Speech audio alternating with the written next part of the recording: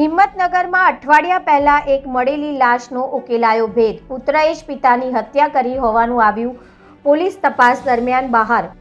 આજના યુગમાં માતા પિતાના પવિત્ર સંબંધનો હવે લોકોએ મજાક બનાવી દીધો છે અને એમાંય ખાસ તો આજના આધુનિક યુગમાં ફિલ્મી દુનિયાના રવાડે ચડેલ કોલેજના છોકરા છોકરીઓ હવે પોતાના માતા પિતાના પવિત્ર સંબંધને ભૂલી જાય છે અને તે પ્રેમ લગ્ન કરવાના અનેક બનાવ સાથે પોતાના માતા પિતા અથવા પિતાનું મોત કરવાના બનાવો બનવા પામતા હવે લોકોને નવાઈ જેવું લાગવા માંડ્યું છે.